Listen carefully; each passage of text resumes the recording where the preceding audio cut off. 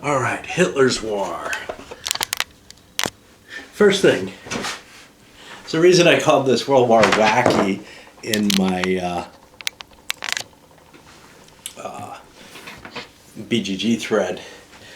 This game is a farce. I mean, in terms of historical accuracy, in terms of what you might really learn about, say, the military aspects of the war, there's just nothing here that makes any real value. Even on that grand strategic side, where you're purchasing the different technology types so that you lower your costs, and that is such a brilliant mechanism, right?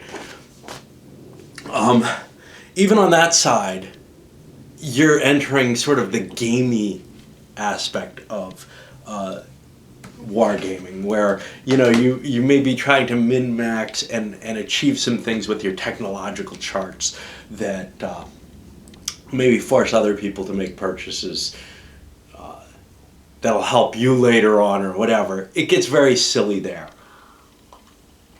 But the biggest thing is that combat and movement system, where essentially units are just moving across the board, trying to cut each other off and pocket each other continuously. And like I've said several times throughout the playthrough, that's how you win. If one person doesn't try to do that, they will be sliced apart and handed their head up their ass. So what that all generates, especially the basic movement and combat system out in the East Front, is this incredibly tense, dramatic, sit on the edge of your seat waiting to see if that die roll succeeds that you need or whatever type of game. And it's great fun, but it also presents something that history has never, ever shown anything the likes of which on the scale at which it's being presented. I mean, like I said, there may be some cases where there was some brief operational pocketing, I know there are, where forces were able to break out in this kind of manner, right at the front or whatever, where things get chaotic. But the idea of army groups being cut off in little islands for a whole season and then breaking their way out regularly, not, a Stalingrad pocket that just manages to be saved. No, this is the game. Again and again and again, units frozen out of supply, unable to do anything. Or perhaps worse, units with some little city off in Russia that have created their own little nation in the midst of it all. It's just absolutely ludicrous. Yet, it is also a great deal of fun. I compare this to, say, Axis and Allies, which I believe is more historically accurate, so if,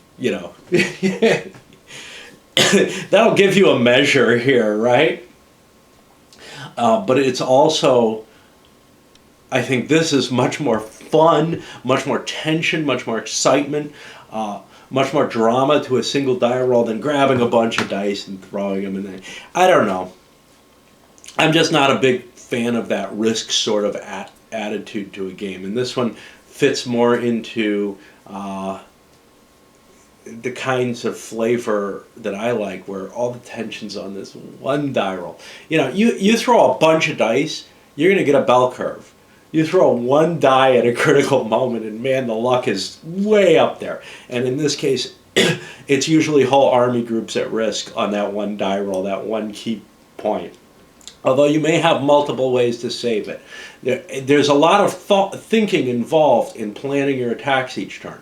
It's not just get there with the mostest. No, it's get there right and do it right. Components are a sad point in this game, but the original metagaming game is in black and white, I think. These cards aren't bad at all. The counters are standard kind of Avalon Hill quality of the time. And not my favorite, glossy, kind of annoying to clip because they have the side-mounted counters.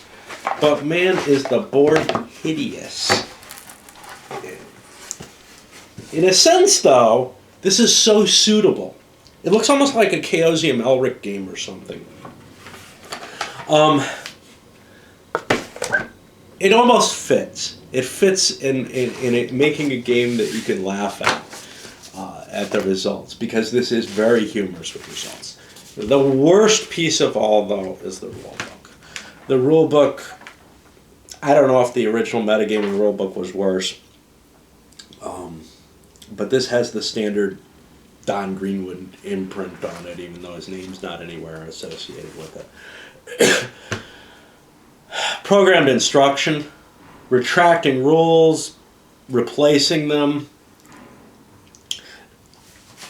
It's a small rule book. It's only 20 pages, Avalon Hill print, but it's almost impossible to find anything because, you know, any given rule might be in any of the different sets. I would suggest rewriting the rule book if you really want to be big into this game. The most enjoyable thing to play is either probably the Barbarossa or Fall of Germany scenario, simply for the fact that you don't have to really cope with the big problems of the rulebook. They made this game much, much more difficult to play in the advanced side of it by trying to make it simple in the easiest game. What they should have done was made a single rulebook and maybe a quick start guide or something like that to get you into Barbarossa and not worried about the rest. Or maybe 2 quick start guides. But back in those days, putting up extra player aids was impossible in games. Instead, they'd write the rules 3 times over again. I don't know. So overall, for me, this game has always been kind of a disappointment because it's got such an innovative idea with it. You know, metagaming's a space. They did a lot of space games, and this space-like game technology tracks and this really, really innovative movement and combat system. You had people sitting around saying, wow, that would be really cool. I'm sure the designer has this brilliant idea, gets it to the table, can't get it to work historically, but puts it out because it's so much fun. I can understand that completely, but it saddens me because I would have really liked to see a really strong historical take at this level of complexity, at this size. You know, I don't want to have to pull out Third Reich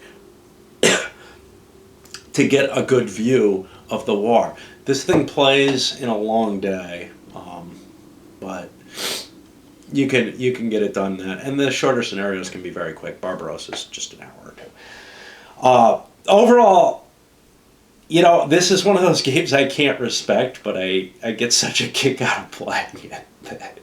Especially opposed, that I can't just trash it or anything because it's so damn much fun. It's just, you're not getting a simulation here at all. You're getting a really cool game with some neat ideas that maybe could be somehow wrestled into something better. I hear there's campaign game 3 that somebody wrote up. I don't know how much, you know, the rules change. I don't have a copy of it. I'll have to look it up because I feel like this game has so much promise. Also, there's a Vassal version of it that comes with the Japanese side. I wish they had released a Japanese version of this, Tojo's War. For one thing, maybe they would have had to get the navies right and then be able to replace the naval rules in Hitler's War, because that's one of the big weak spots here.